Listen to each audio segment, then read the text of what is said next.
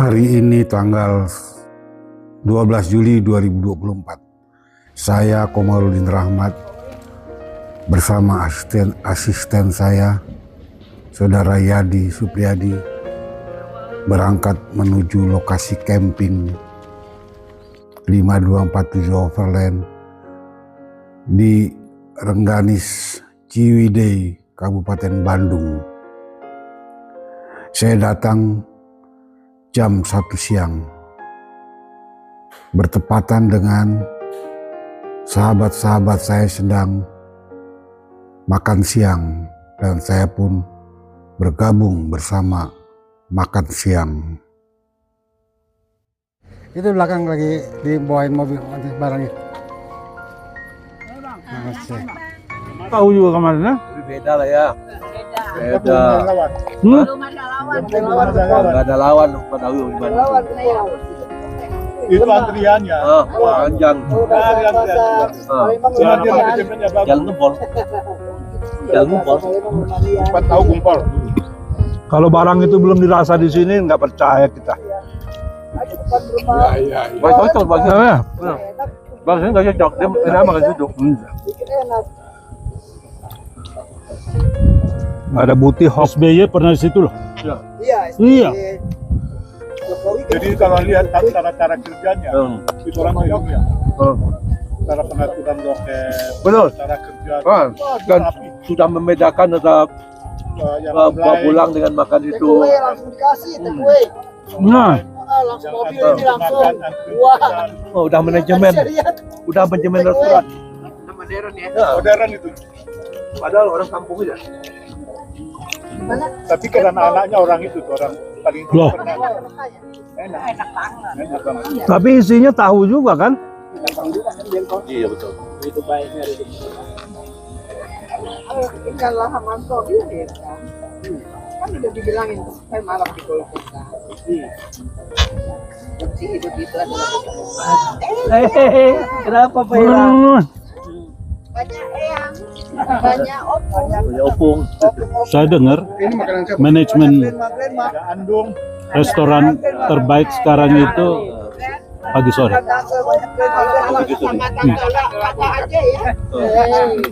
Siapa namanya?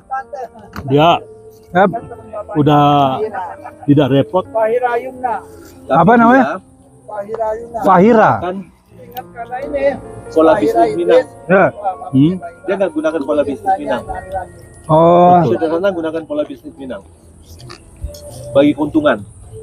ya. Makanya itu karyawan sederhana setelah berapa tahun bisa buka usaha sendiri rata-rata.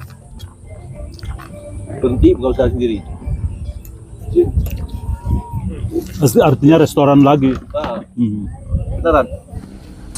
Setelah makan siang selesai, kami pun mempersiapkan untuk mendirikan tenda.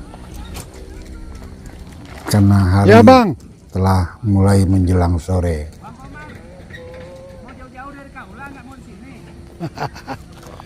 Takut dekat-dekat perempuan, ntar bahaya, sini aja. Udah sini aja kan. Sini aja.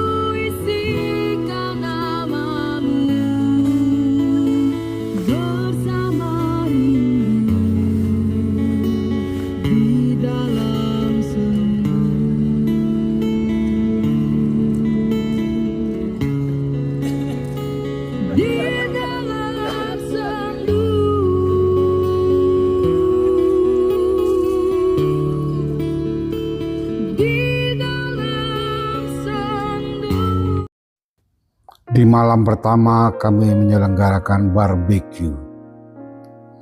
Dagingnya dipasok oleh M. Yasin Kara, pengusaha daging di Kota Bekasi.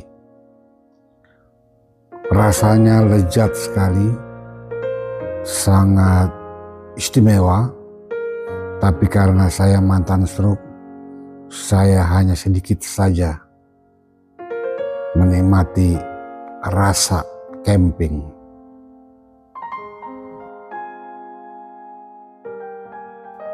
Dilanjutkan dengan api unggun. The shadow hide the colors of my heart. Blue for the tears, black for the night feels the stars.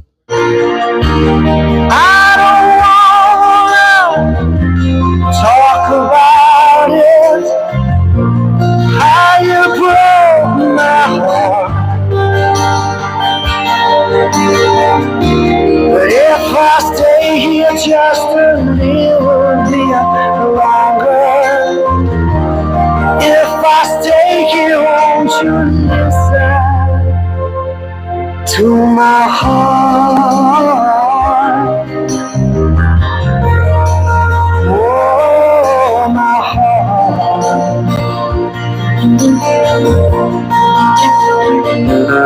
If I stand all alone, will the shadow hide the colors of my heart?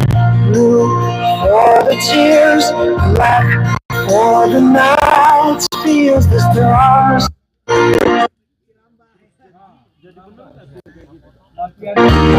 I don't wanna talk about it, how you broke my heart. But if I stay here just a little bit longer, if I stay here, won't you listen to my heart? Ketika dipersoalkan kepada Polri bilang, ya ini kita proses secara etik dulu. Setelah itu baru secara hukum. Ya harus hukum dulu. Etik itu adalah segala sesuatu norma yang belum diatur oleh hukum. Itu disebut etik kan, ya nggak?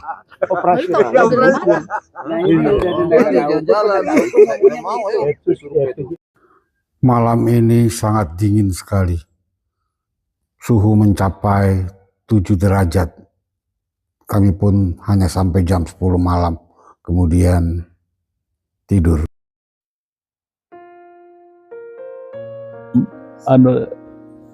Saya pun Saya bangun jam 3 subuh. saya tuh juga bilang begitu tadi. Tapi perjuangan ibu-ibu ini luar biasa. Mudah-mudahan itu didorong oleh kepatuhan kepada Allah Subhanahu wa taala. Amin. Jadi begini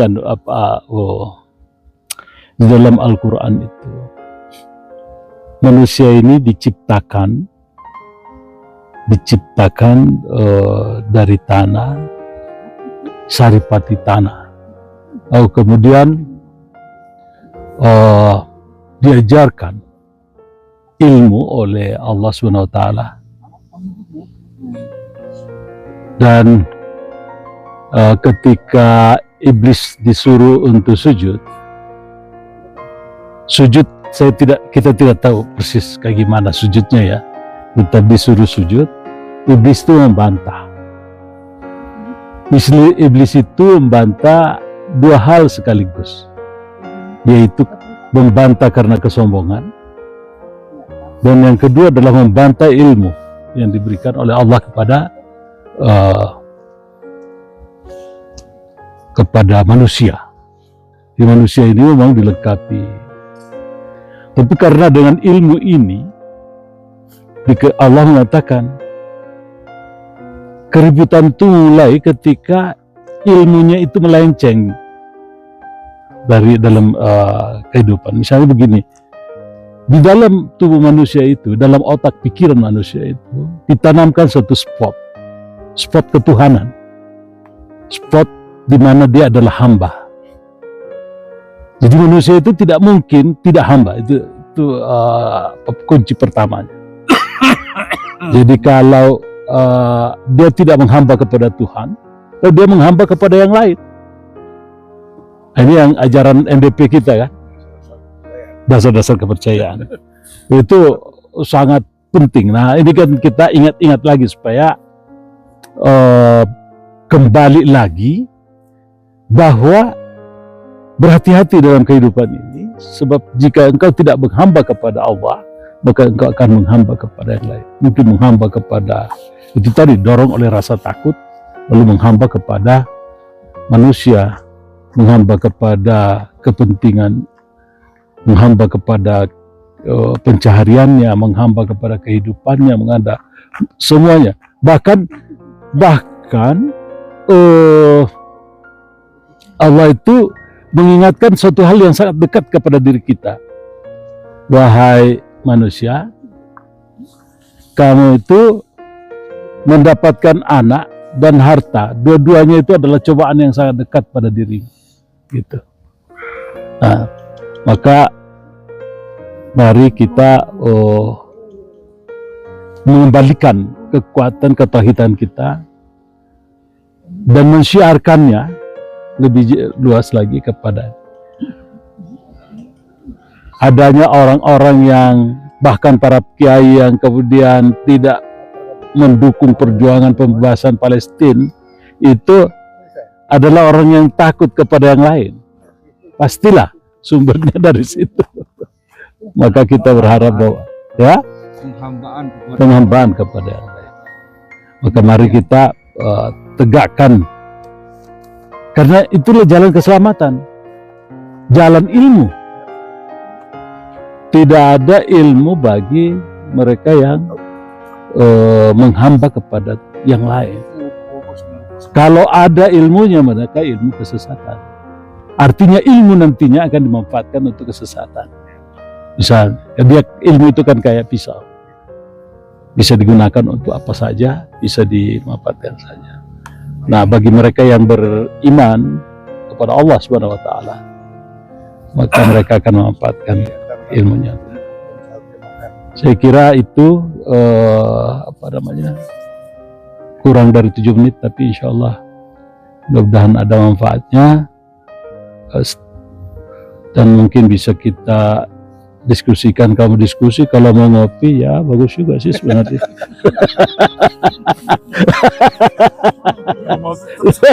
Lihat siapa. Sahabat, inilah suasana camping 5247 Overland di pagi hari. Sahabat-sahabat semua berkumpul berdiskusi tentang berbagai tema, dari mulai yang hot hingga yang lucu, tertawa terbahak-bahak.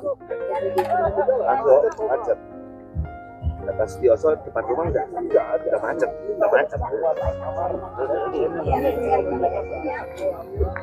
Dari ujung Makassar. Nanti kembalikan lagi pisahnya, takut ketinggalan. Ya punyaku. Iya. Ya. Baunya enak banget. Ini apa ini, Bang Ayub? Bang Ayub bawa ini. Dari mana Bang Ayub? Dari pohonnya lah, Pak. Coba cerita Bang Ayub, kenapa kemarin terlambat datang? Terlambat karena saya jalan-jalan di Kalimantan. Saya mulai lari capek jalan-jalan jadinya. Oh gitu. Waktu berangkat dari Kalimantan 1:30 sampai jam 3 di Sotah, langsung kabur ke sini. Sampai sini jam 8 lewat. Lewat 1 jam. Sebagian tidur. Langsung makan durian kita. Aduh, mantap. Dinginnya mantap sini. Bang Ayub. 12 derajat, udah dingin banget di sini. Bisa tidur nggak tadi malam? Wah, nggak bisa tidur saya. Ya kan, kedinginan banget gitu. Tapi asik. Dingin banget ya? Dingin masih tetap seperti kemarin 11 derajat, tapi kita sudah lebih Lebih menyesuaikan ya? Iya. Makasih ya Kak Komar, kita diajak jalan-jalan ke Ciwidey. Nanti kita pulang beli strawberry. Strawberryan. Ya, Komar sehat selalu ya. Amin, amin, mudah-mudahan ya. Bang, saya kan sahabat dia. Ini Bisa tidur nggak, Nek? Bisa tidur nggak? Gak bisa tidur juga pasti. 2 malam. Kemarin karena juga kecil bulu. Sama sama saya. Iya, Tapi alhamdulillah ya, udah mulai menyesuaikan diri ya Uni ya. Uni Oci. Bang Surya, bagaimana? Bisa tidur nggak 2 malam ini? Oh, enak banget. Saya lihat Bang Surya malam tadi lebih cepat tidur, saya lihat. Ngantuk. Oh, ngantuk. Saya cari-cari mana. Oh, cepat saya tidur. Ah, Takut nggak bisa tidur ntar. ini Bang Surya malam ini udah bisa tidur. Kemarin dingin banget kan? Ya, saya sebiasa aja. Oh, biasa ya. Sama. Enak. Udah biasa tinggal di itu ya, di Hutan. Oke. Aduh.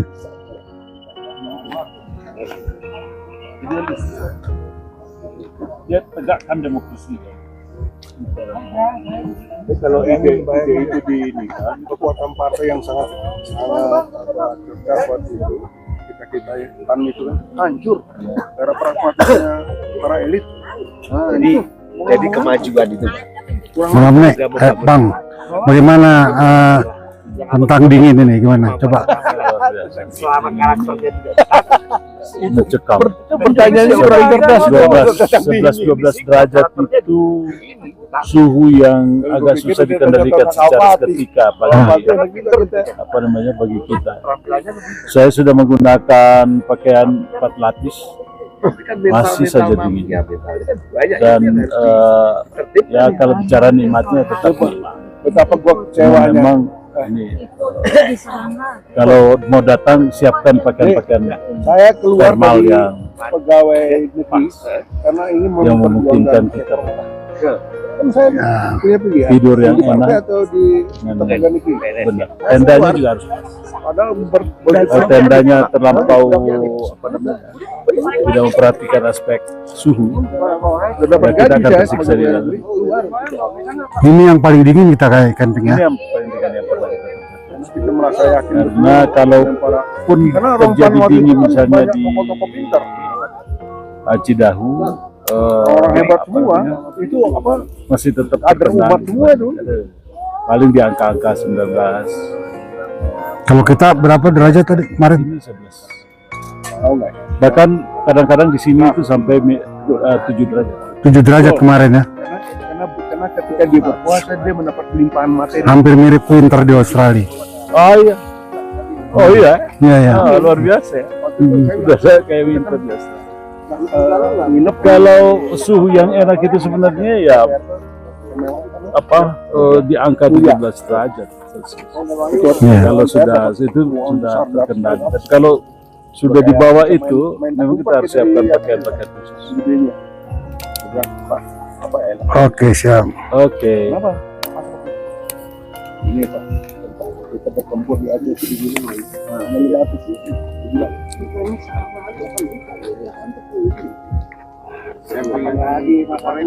Mas Nawi, coba nih kasih tentang dingin ini nih yang paling mengesankan nih camping kita kali ini. Wah, dinginnya ya. Ya, saya kemarin sampai nggak bisa tidur, saya sampai kayak orang demam kedinginan. Hari ini Hari ini lumayan. Kemarin kan saya kencing 10 kali, tadi cuma 2 kali malam. Berarti apa tuh artinya tuh? artinya tubuh kita, tubuh Bang Komar itu sudah mulai beradaptasi dengan lingkungan ini, dengan cuaca di sini. Kan memang sifat tubuh kita begitu. Kita berpikir mungkin tidak akan bisa hidup di temperatur di bawah nol.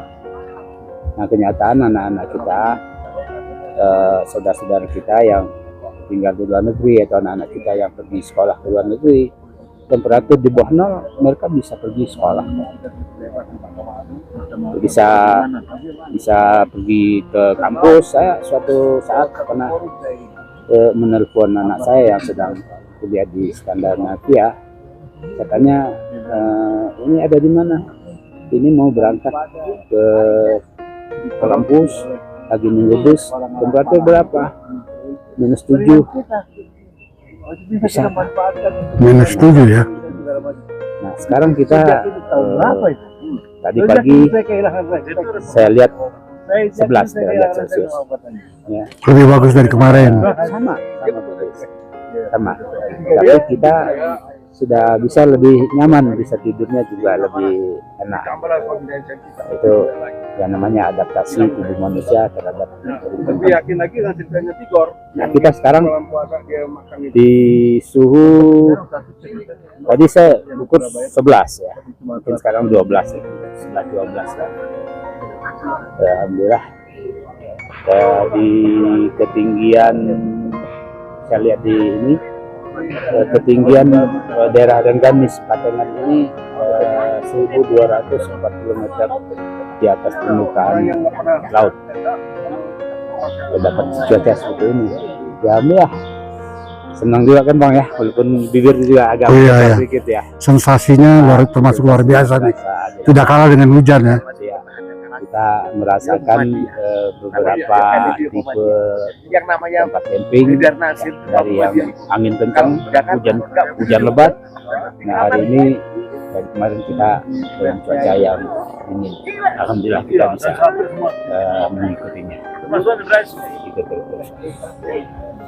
Omar, di usia kita senja begini, minum ini terasa kita ada di kita Taman udah 9 tahun loh.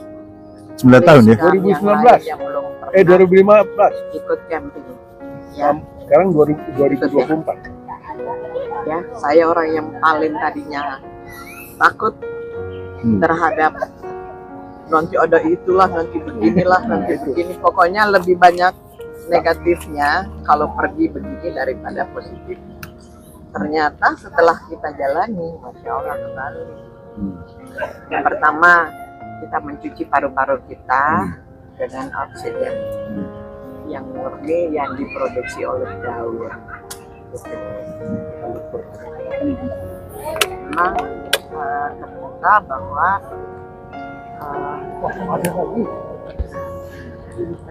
memang Korea yang paling baik di dunia ini setahu saya. Tuh, tadi kita bilang Nabi yang paling pasang itu Nabi Ayub.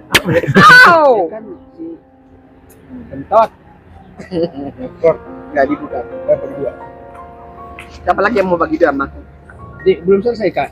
Terus. Nah, yang kedua bahwa psikis kita terlatih untuk kemudian enjoy itu adalah sesuatu yang melatih kita, melatih tubuh kita, melatih sel-sel kita untuk menerima apa adanya. Mulai dari suhu, ke suasana, kepada fasilitas, kepada silaturahmi, kepada makanan, kepada pakaian, semuanya itu merasa fully entertained, ya kan? Kita melihat teman-teman gitu kan, dan kita merasakan makanan yang kita masing-masing bawa, terus kemudian ada yang helpful gitu, nggak diminta nggak apa, tiba-tiba langsung mengambil alih bagian kebersihan. Jadi kita camping di sini, ya alhamdulillah tidak ada sampah yang berserakan dan semua menjadi useful apapun itu. Ya sekarang ini saya sedang diasupin begitu karena tidak ada ikan yang mau diasap. Jadi ini akan ulah asap man. Yang paling penting lagi bahwa kita terdokumentasi. Jadi dengan adanya Kang Komar yang paling saya sayangi, yang tidak banyak cakap tapi banyak bekerja, banyak aksi, itu adalah kemudian mendokumentasikan apa, siapa, ngapain, kapan, dan seterusnya ada sama dokumentasi kita. Dan ini you know what, ini yang menjadi suatu memori yang kapanpun kalau ini nggak di-upload atau dibuka lagi, minimal oleh sesama kita merasa kembali kepada suasana kebangkitan yang luar biasa. Ya, sama aja. seperti itu. Alhamdulillah, camping ini adalah salah satu solusi terapi kejiwaan, ya kan? Terapi fisik, terapi exercise intelektual, kemudian mulai dari pendalaman pemahaman keagamaan, itu mengomentari seluruh ustadz-ustadz, seluruh kiai-kiai, seluruh tokoh-tokoh yang memberikan statement itu dibahas di sini, dianalisa dengan sebaik-baiknya, dan kemudian kita mengambil hikmahnya, yaitu yang penting adalah memahami, mengerti mana yang bagus kita ambil, mana yang masih kurang kita sempurnakan, dan yang paling penting lagi di dalam grup camping ini adalah tidak ada yang merasa lebih satu dari yang lain. Equal, menjadi benar-benar yang namanya equality ada di sini, gitu kan ya. Tidak ada lagi yang namanya dia hebatnya dalam bidang ini, enggak ada. Kita semuanya adalah orang-orang hebat karena memang kita dilatih, dikader untuk menjadi orang hebat. Jadi nggak usah show off, tidak usah menunjukkan saya lebih hebat, saya lebih menguasai, saya lebih tahu, tapi sharingnya di sini adalah suatu value yang luar biasa. Jadi mengikuti camping itu menurut saya adalah multi terapi, ya kan gitu.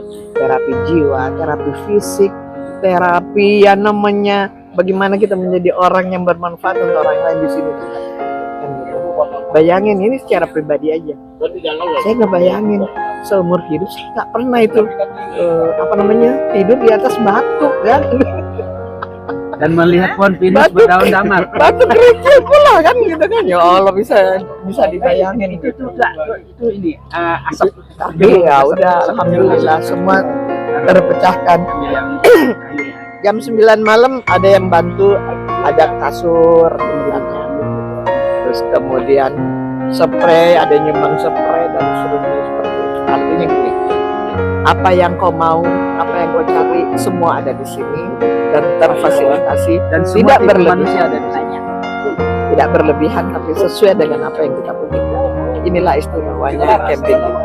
Ada yang sakit, semua prihatin, gitu kan ya. Ada yang kemudian ajaib-ajaib, kita anggap bahwa ini adalah hiburan entertain yang gratis. Tanpa mengundang pelawak. Jadi nggak usah ngundang pelawak. Bagaimana seorang kaula bisa kita pengaruhi dengan pohon pinus, dan kemudian ternyata berdaun pohon damar.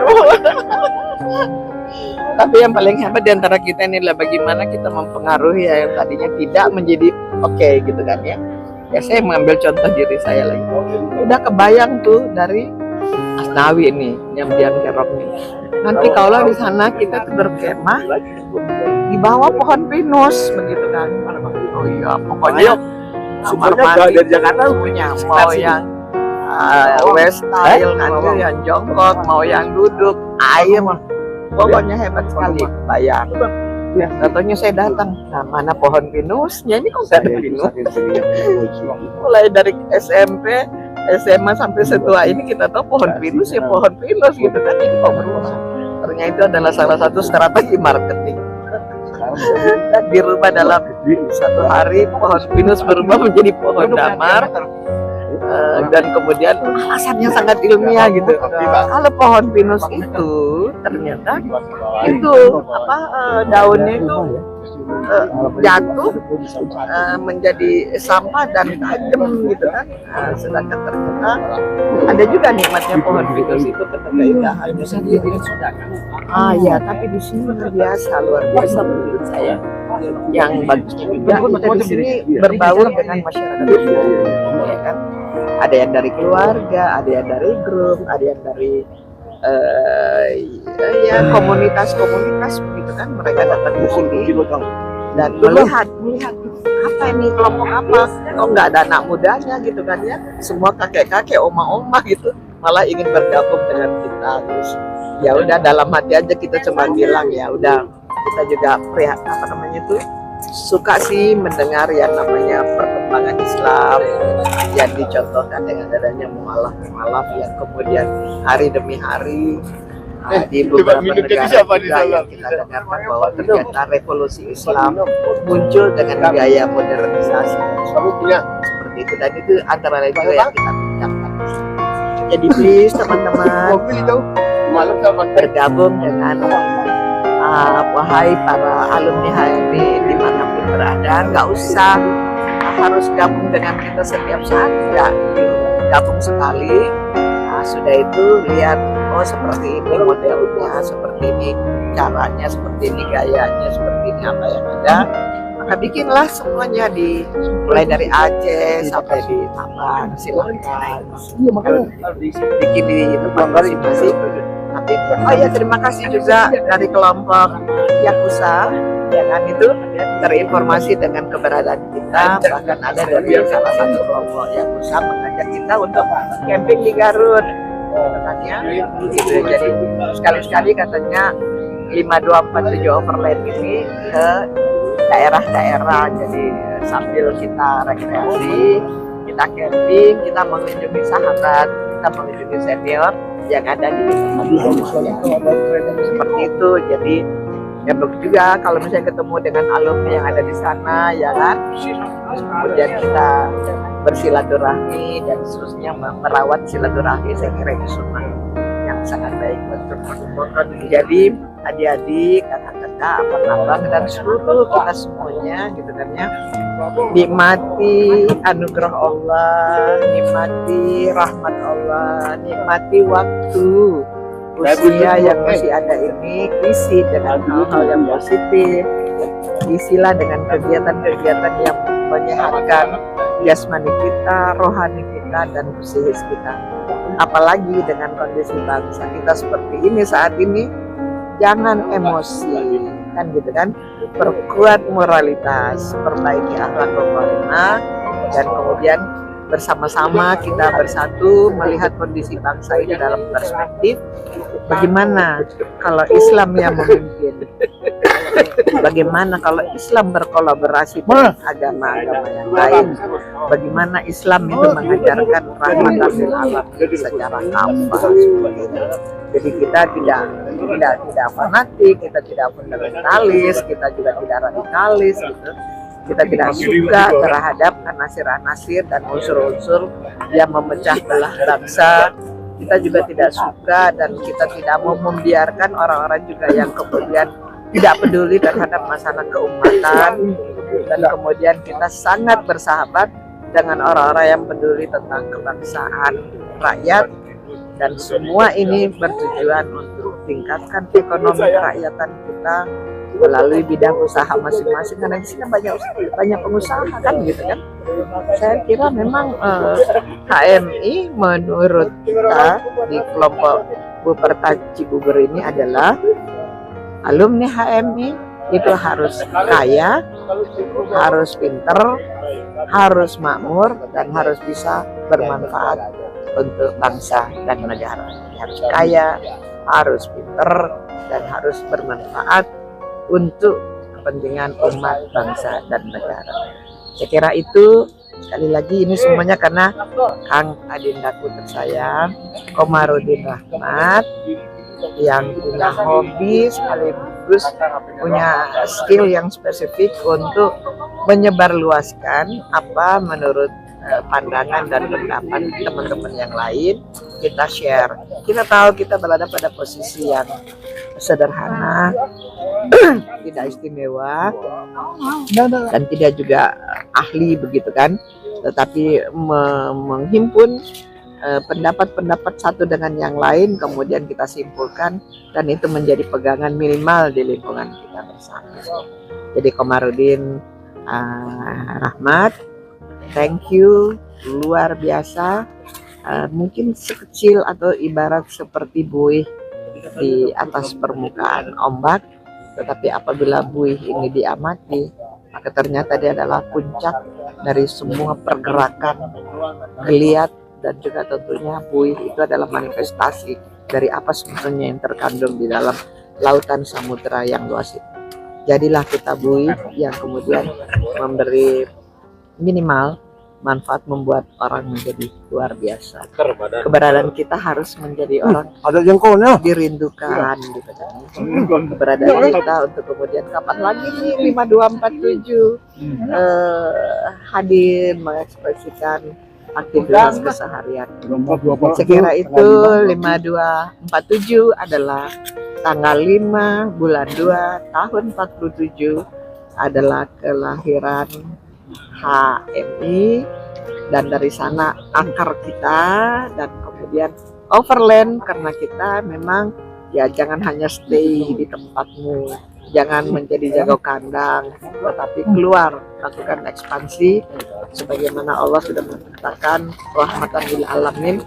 Jangkaulah seluas-luasnya, nikmatilah sebanyak-banyaknya rahmat Allah itu dengan jalan bersilaturahmi, tingkatkan ukhuwah dan syukur.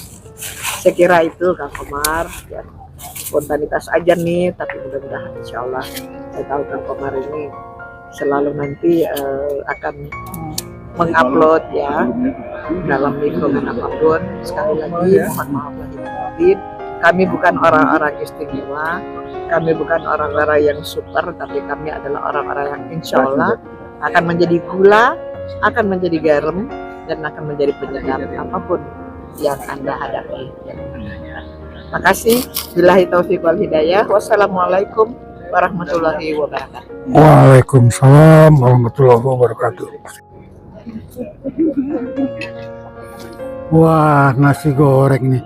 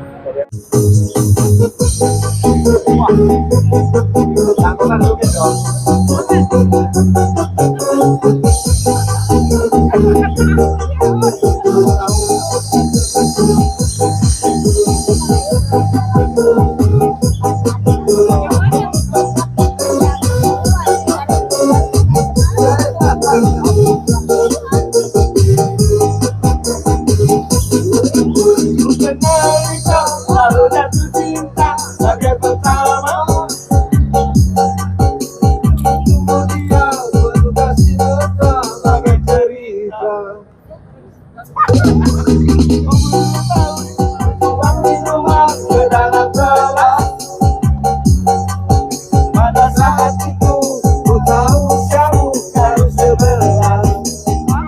Oh, bukan